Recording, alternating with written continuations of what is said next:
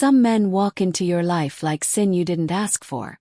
The first time Ifeoma saw him, he wasn't wearing shoes. Rain lashed the Yaba market like a curse, thunder roaring as if God was chasing someone. She was tying up her black nylon sack of leftover shoes when the man appeared, barefoot, soaked to the bone, standing just outside her stall. He said nothing, didn't move, just stood there, chest heaving, eyes locked on her like she was the only thing that wasn't drowning. She glanced at his feet. Mudcake. Bleeding at the heel. No umbrella. No bag. Just a torn shirt and a faded photo peeking from his front pocket. A woman's face scratched out with red ink. She should have shouted, yelled, told him to keep walking. Instead she stared back. Then hissed, "If you want to steal something, just do it fast." He blinked once. Slowly. Like he didn't understand the joke. Or like he did and didn't care. He walked forward, picked up a faded pair of 500 Nigerian Naira slippers from her tray, and dropped a soaked 200 Nigerian Nairas note beside them. "That's not enough," she snapped. Still no words. Just those eyes. Dark. Intelligent. Hungry but not for food. Something twisted in her stomach. Fear and curiosity holding hands. He didn't beg. Didn't explain. He just turned. And sat under her zinc shade out of the rain. Like he belonged there. "Crazy man," she muttered. But she didn't chase him. Later, as she packed up to leave, he was still there. Silent. Watching.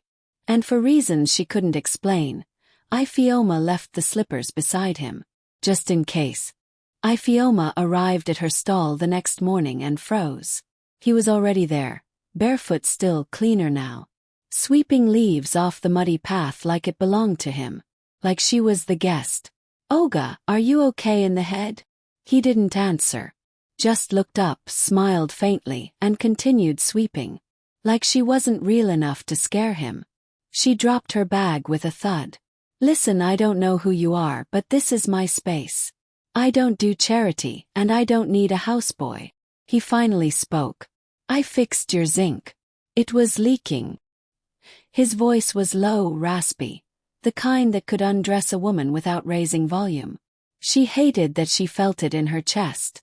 "What's your name?" she asked. He looked at her like the question made no sense. "I don't have one, you'd believe." Her jaw clenched. "So you're mad?" "I'm tired," he replied, still sweeping. "There's a difference." Ifeoma should have sent him away. She told herself she would. But when customers started arriving, he stepped aside and watched her work. Eyes trained on her waist, her mouth, her rhythm. Never vulgar. Just watching. Like he was learning her. At one point, she bent down to adjust a pair of wedges, and their hands brushed. She snatched hers back like she'd touched a flame. His eyes didn't leave hers. "You feel that?" "Feel what?" she whispered. He smiled slow. "Exactly." By evening he was still there. Seated, quiet, unmoving, like a secret refusing to go away. She made EBA in her one-room boys' quarters that night. She dished 2 plates. And cursed herself for it. The blackout came like it always did. Sudden, unapologetic. Nipa was allergic to consistency. Ifeoma lit her candle and placed it on the cracked plastic stool. Its flickering light threw golden shadows across the walls of her one-room space. Old fan in the corner, mattress on the floor, curtain barely hanging. He sat cross-legged in the corner, shirtless now, a small towel draped over his shoulder. His skin glistened with heat. Scarred in places. Muscles cut deep like he was born with war in his bones. She hated how good he looked in the dark. "Why are you really here?" she asked, not facing him. I needed a place where no one knew me. A place that didn't want answers." "That's not an answer. It's the only one I have." She turned, leaned on the table. "So what, this is your plan now? Stay here. Eat my food. Sweep my stall. Watch me like I'm a damn movie." He rose slowly. Crossed the room. Now he was close, too close. The scent of rain still clung to him. Earthy. Dangerous. "I watch you," he said softly. Because you don't know how beautiful you are when you're not pretending to be strong.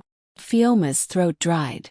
Her body betrayed her, leaning slightly, eyes flickering to his lips.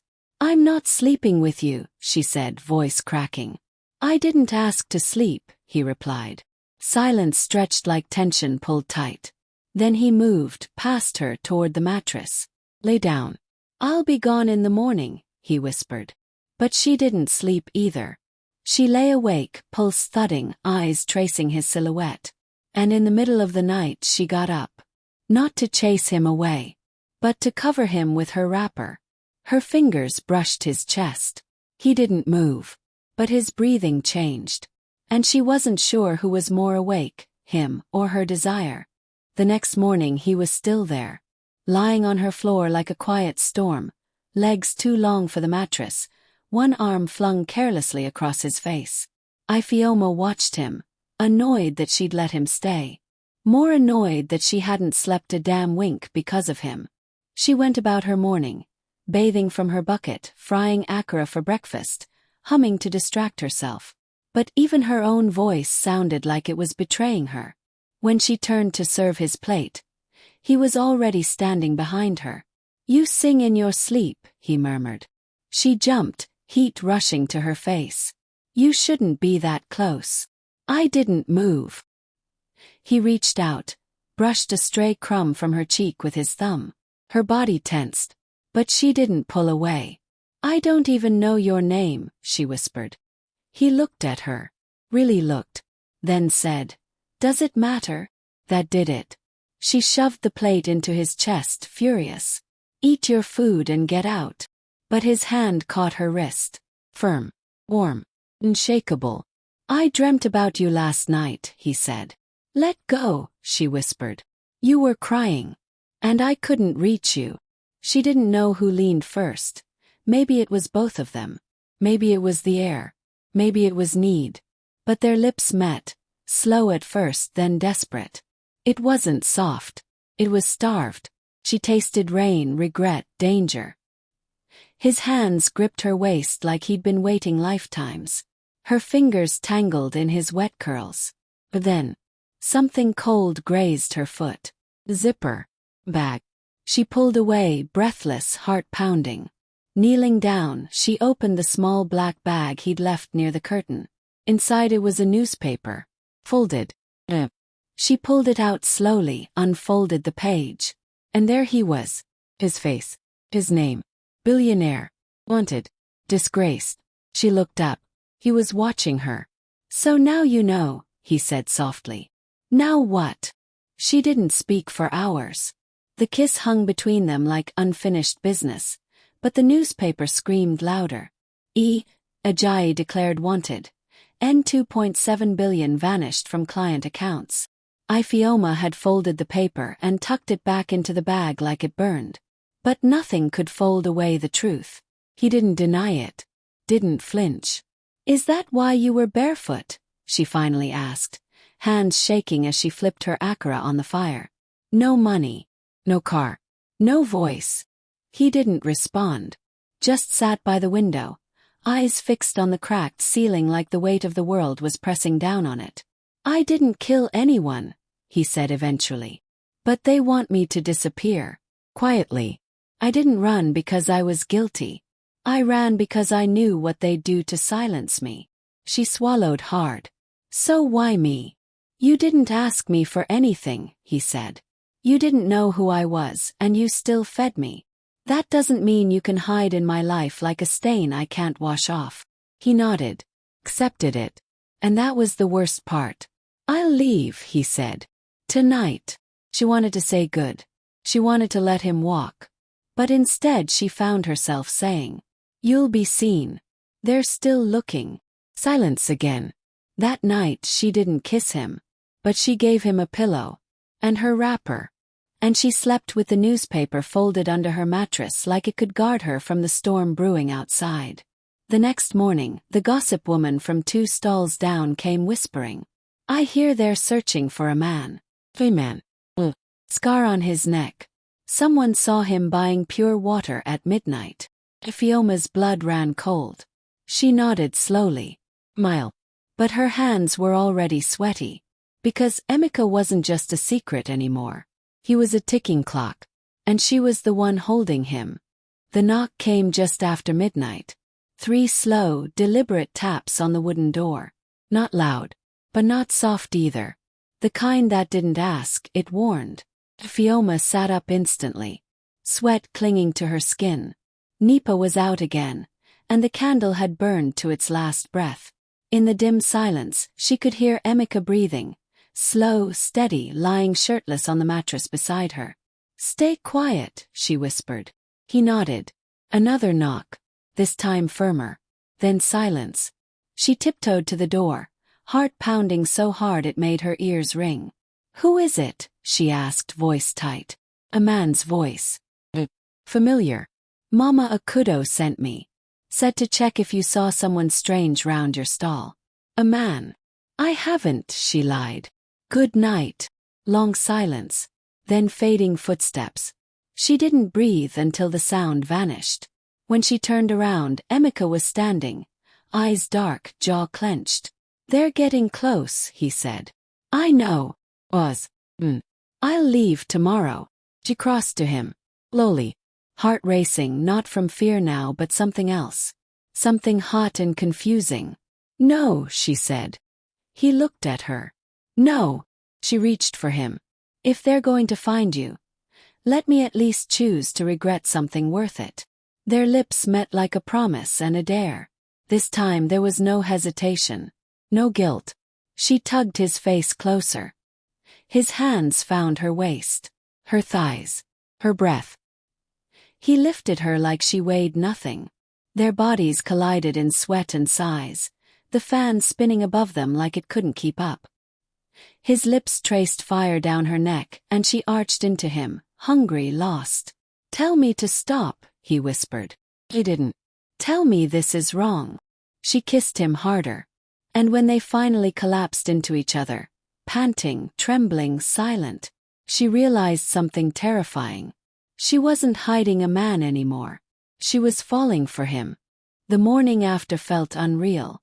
Ifeoma woke tangled in sweat, skin, and silence. Emeka's arm lay heavy across her waist. His breath warm against her neck. The night before was still on her lips. The heat of it, the taste, the way her body had stopped caring about right or wrong. She should have felt regret. Instead she felt whole. Until the knock came again. Not soft this time. Not tentative. 3 sharp bangs. Followed by a voice. "Ifeoma. Are you in there?" She froze. It was Kenneth. The market boy who helped Mama Iriti run errands. But more than that. Kenneth was her ex. The only man who'd ever gotten close enough to break her heart.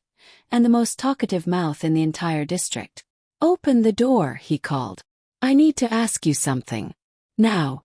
Emeka was already up, grabbing his jeans. She looked at him, panicked. "The back window," she whispered. "Go. Please." He nodded, pulling on his shirt and vanishing into the back like smoke. She opened the door, heart racing. Kenneth stood there, grinning too wide. "You day sleep late now, ABI? You're glowing different." She forced a smile. "What do you want?" He held up a crumpled flyer. The headline made her knees weaken. Wanted. Emeka Ajyi. Fraud. Conspiracy. Grand theft. Her breath caught. Kenneth's grin widened. "Guess who someone saw buying suya in the next street last night?" Brown skin. Scar on the jaw. "You get any visitors recently?" Fioma swallowed. "No." But his eyes narrowed. "You sure?" She nodded too fast. "Go home, Kenneth." He left slowly. Too slowly. When she shut the door, Emeka was already back inside. "I saw him through the slit," he said. "He knows something. They all do. You don't have to protect me anymore." But the way he said it, like a man already preparing to disappear again. "You can't leave," she whispered. "Why?" She looked at him, tired, scared, in love. "Because I'm already yours. And if you go now, they won't just take you. They'll take what's left of me." The sirens came just before dawn. Not loud. Not urgent. But steady. like a slow death marching through the streets of Yaba. Ifeoma had barely slept. Her market stall had been shut down the day before, whispers flying like birds around her name. She's hiding someone. He's rich but dangerous. She'll drag the whole street down with her. Emeka didn't sleep either. He just sat at her tiny window, watching the night lose its color. They'll come, he said quietly. Let them. He turned to her, eyes hollow. You don't deserve this. She crossed the room, knelt between his legs, and took his face in her hands. I chose this. The moment I let you stay. The moment I let you touch me. I should have told you everything from the start. You shouldn't have kissed me like I was worth saving. He smiled then. Just a little. But it cracked something inside her. Knock. Then another. This time not from Kenneth. From uniformed feet outside. Open up. FCC. We have a warrant. Emeka stood, turned to her. Let me go out alone. You can say you didn't know. They'll believe you. You're just a market girl. They won't. I'm not just anything, she snapped. I'm the woman who fed you, who touched you, who saw you naked before I knew your name. And I'm not letting you go out there alone. He reached for her, kissed her like it was the last truth he had left. They walked to the door together. But before she opened it, she did one last thing. She slid the flash drive from under her mattress, the one she'd found tucked behind Emeka's ID days ago but never dared open, and slipped it into her bra. What's that? He asked, eyes narrowing. Insurance. Against who? Everyone. She opened the door. Flashbulbs. Guns. Kiss. They dragged him out, shouting orders, reading rights. She didn't scream. She just stood there, barefooted, chin high, heart shattered. Because the world would watch her cry, but it wouldn't know the truth. That she hadn't just given him shelter. She had given him everything. And now, Ifeoma wasn't just the girl who sold shoes. She was the girl who could bring down an empire.